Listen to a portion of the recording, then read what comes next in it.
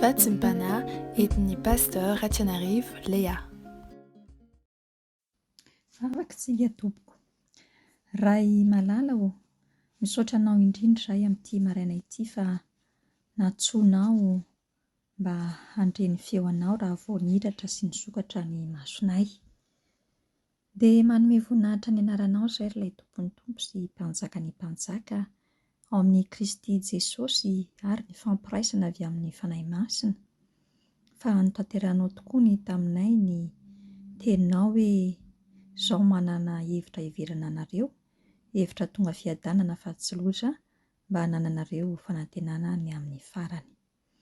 Ary dia nomenao tokoa izay tsiraray avy amin'ny tombonandro hahavelomanay mba hahatanteraka Jesosy ny planinao eo amin'ny lafim-piainanay tsiraray avy. Indrindra Jesosy miainga avy eo amin'ny teninao sy ny sitraponao.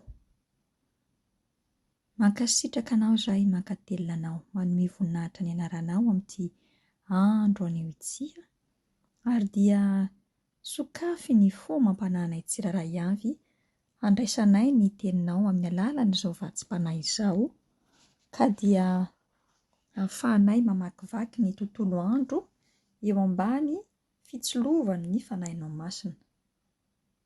Dia amin'ny anaranao Jesosy Kristy tomponay no anandratanay sy anaovanay izany vavaka izany, anoloranay koa ny dera sy ny asa ary ny voninahitra mandrakizay. Aleloia. Amen.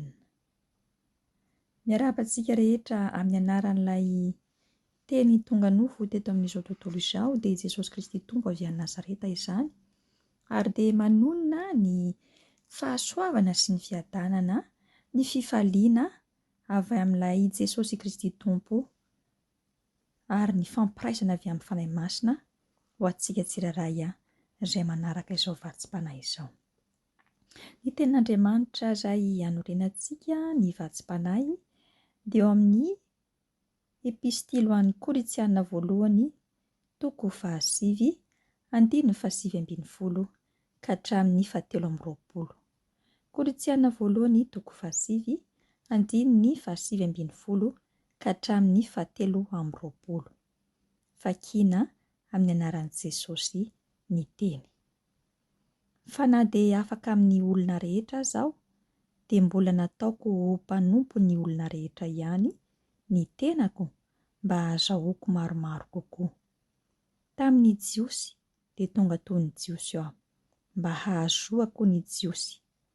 Tamin'izay ambany lalàna dia tonga toy izay ambany lalàna aho, na dia tsy ambany lalàna aza aho, mba hahazoako izay ambany ny lalàna.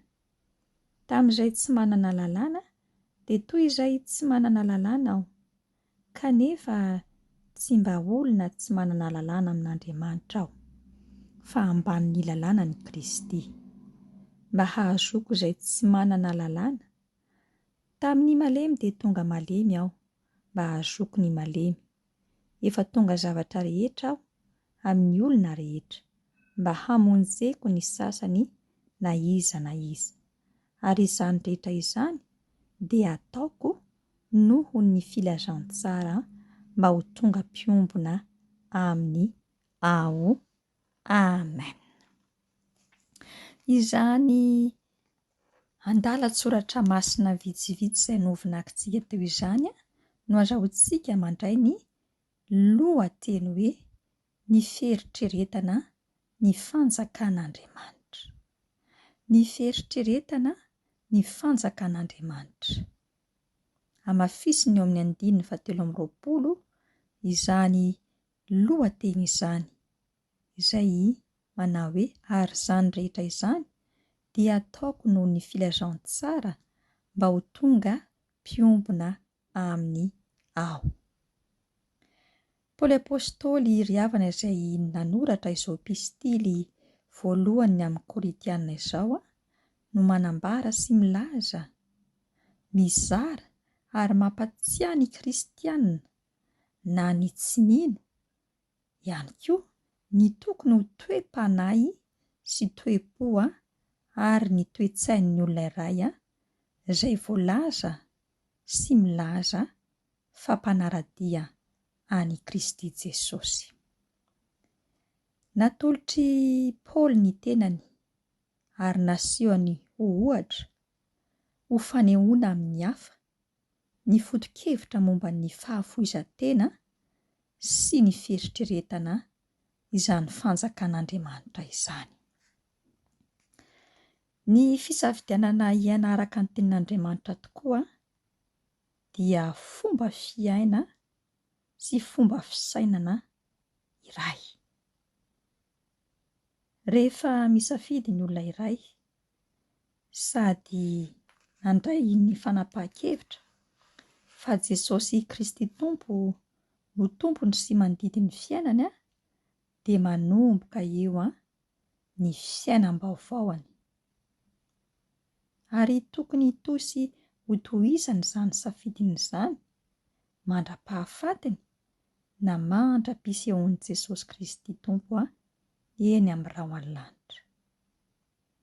Noho izany, rehefa nisafidy ny hanaradian'i Jesosy dia mazava ho azy fa mankafy sy mieritreritra mandrakariva izany fanjakan'Andriamanitra izany, ary izay no atao hoe kristianina.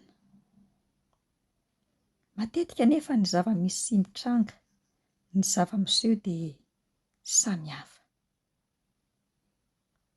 Miara-mahitsy isika ary miara-mahatsapa fa misy ireo olona izay tonga ao am-piangonana dia misy karazany maro, ary izay ilay hoe maro loko ny zanak'Andriamanitra.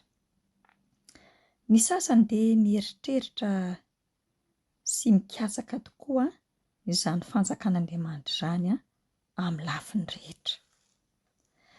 Ny sasany indray dia tsy mivaky loha, tsy miasa saina izay zava-miseho sy mitranga ao amin'izany fanjakan'Andriamanitra izany, fa toy ny olona mandalo, mijerijery fotsiny.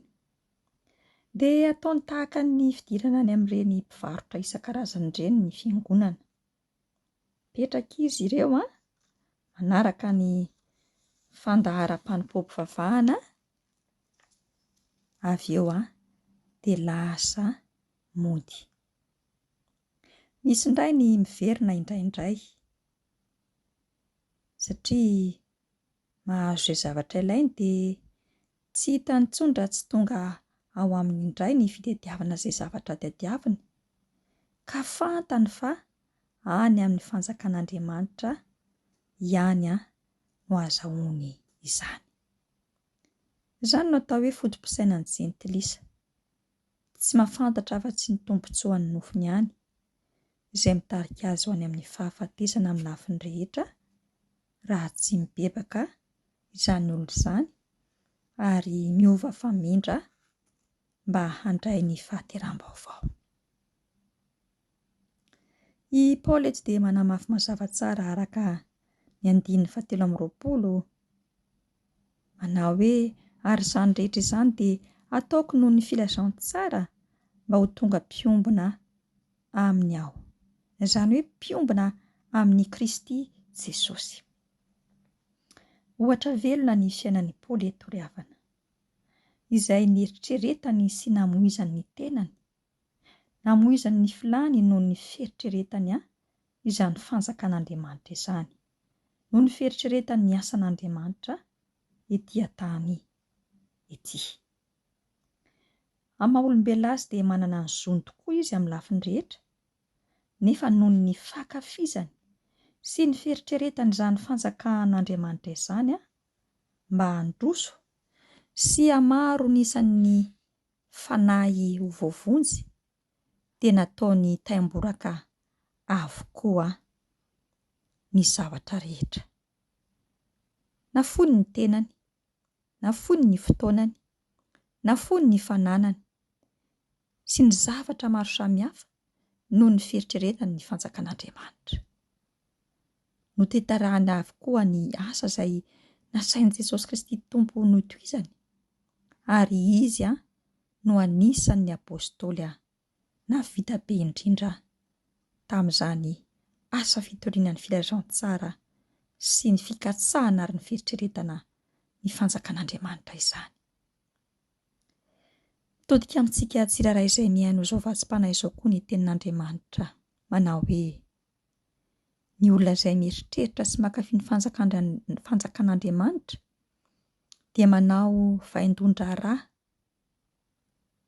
manao ny zavatra sy mahafony ny zavatra rehetra ho an'ny filazantsara, ho an'ny fanjakan'Andriamanitra.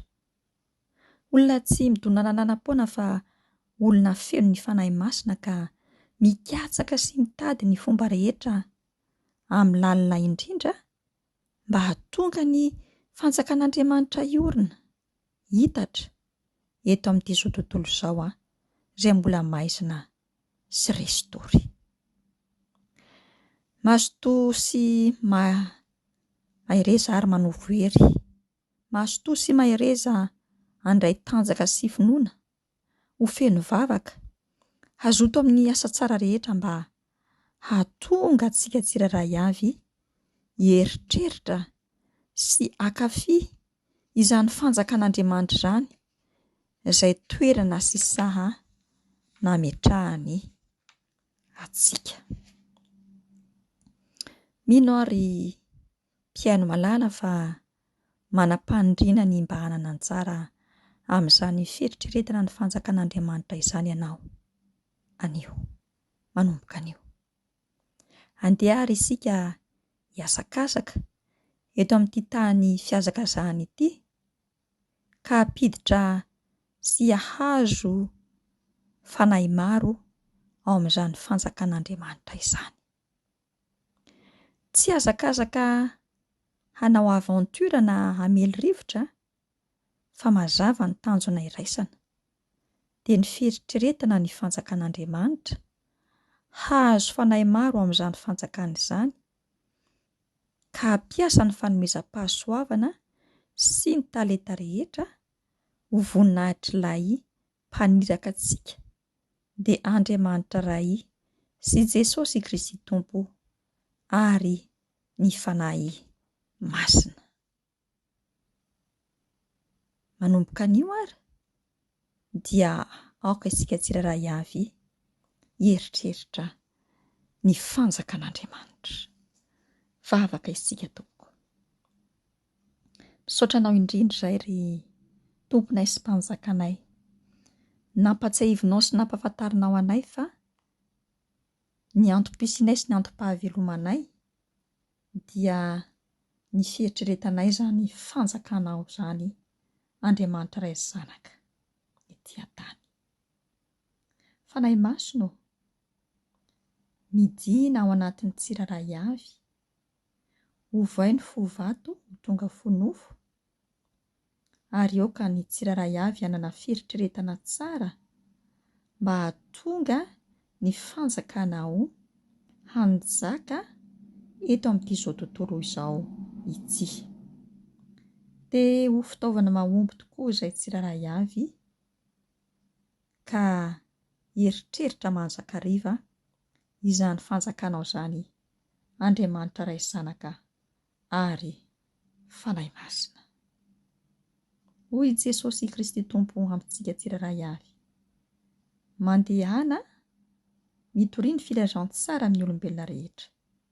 Aza matahotra, aza mierikerika foana fa efa vitako tomboka vatsa eo am-pelantanako ianareo raha toa ka vonina tokoa hieritreritra ny fanjakan'Andriamanitra.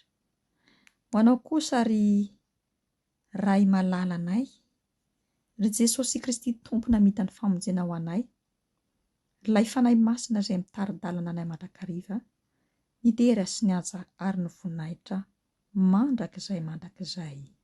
Aleluia. Amen.